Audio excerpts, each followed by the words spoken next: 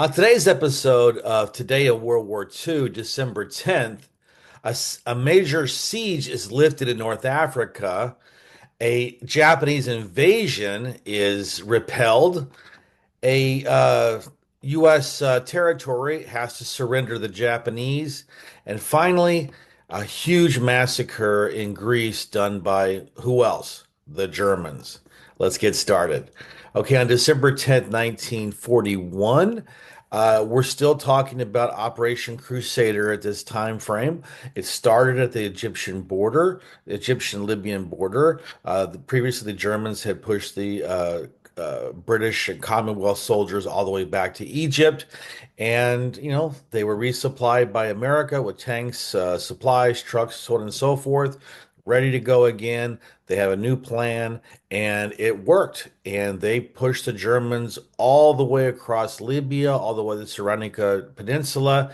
And while this was going on, when Rommel had attacked and pushed the British back, he was not able to take the very strategic port of Tobruk. And, Tobruk is the center of the North African campaign.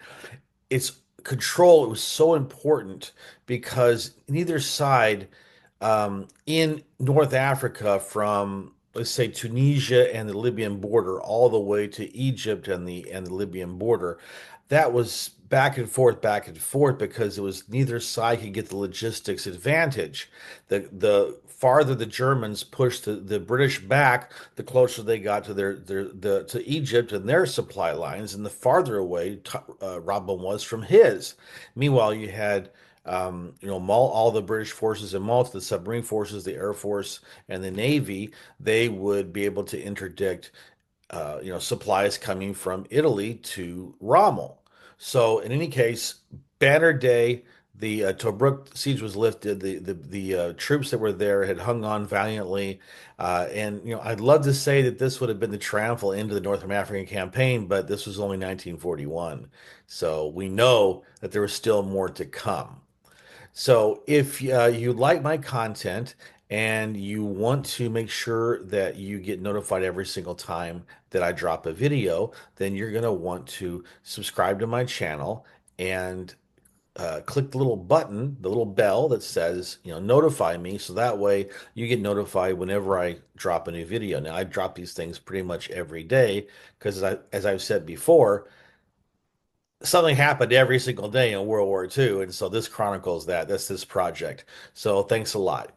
On December 10th, 1941, on the other side of the world, in the Central Pacific, Japanese Destroyer Squadron 6 had tried to conduct an invasion on Wake Island, America's territory there. That was just an atoll, just a couple.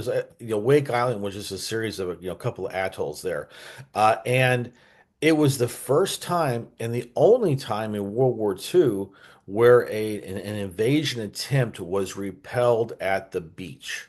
That's interesting because if you think about it, all the invasions that the Japanese did at the beginning of the war, all the invasions the Americans did, pushed the Japanese back to Japan to 1945. This was the only time that an invasion was attempted and the defenders pushed them back into the sea or, killed them or, the invasion was not successful. Unfortunately, after Pearl Harbor, the Navy got really timid. If they had rushed, supplies and more planes, especially, and more troops, it's possible they could have withstood the Japanese a lot longer. Would they have been probably would not have been able to do that long term because the Japanese had a superiority at the time. But nevertheless, it's just sad that they didn't have a chance to be able to resist longer. But at the very minimum, it's a footnote in history that they did hold off the Japanese, and they were able to hold out for at least a week and a half, 2 more weeks, and that was heroic. What would be heroic on your part would be for you to click the like button and leave a comment. And that's all about the algorithm. It's just, that's your way of saying thank you. I don't need, I mean, you can write whatever you want, frankly. All that matters is the engagement. So that because I want to make sure that my videos show up on more people's feed, and that's what YouTube does. So if you can do that for me, I'd really appreciate it. All right. So on December 10th, 1942, there a very interesting thing happened.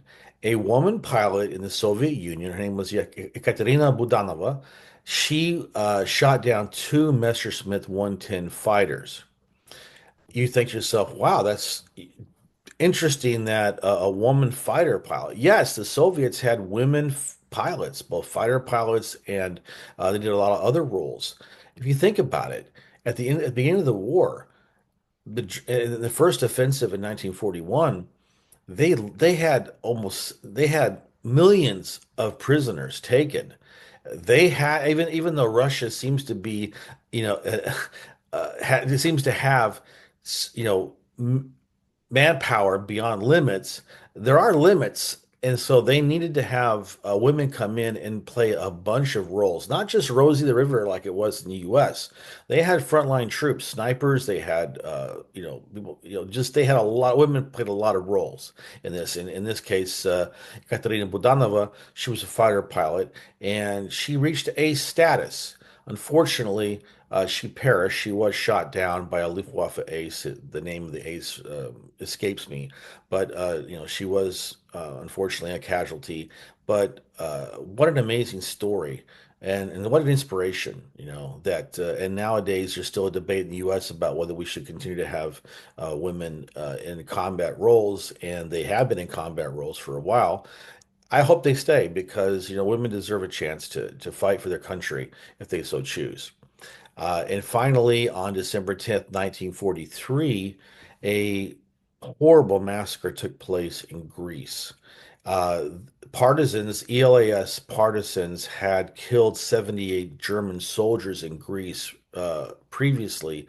I think it was and so the Germans decided, well, payback, and that's what they did. The war, they decided their whole policy in the war was reprisals for occupied territories. In this case, they said, okay, you killed 70 of our soldiers, we're going to kill 700 of your citizens, and that's what they did. So troops of the 117th Jager Division, that's mountain troops, they were given orders to kill civilians. And what do they do? Well, they did it the most horrible way possible. They burnt 200 women and children in a schoolhouse, and then machine gunned 500 males from age 12 or older in the town of Kalivrita, Greece. And what's horrifying about this war is that that was a common occurrence. Things like this. I mean, they have stories like that in France. They have them in Italy. That was the trademark of the German machine, was brutality towards anybody who wasn't German. And hell, they were even brutal to their own people. Look at the German Jews, but they weren't considered really German, right? Remember that they were different, which is what fascism is, right? Is if you're different, you make them out to be enemies of the state, and you deaden people's sensibilities and make it okay to kill them. I hate fascism. Anyway, I want to thank you for watching this video, and I look forward to seeing you on tomorrow's video as well.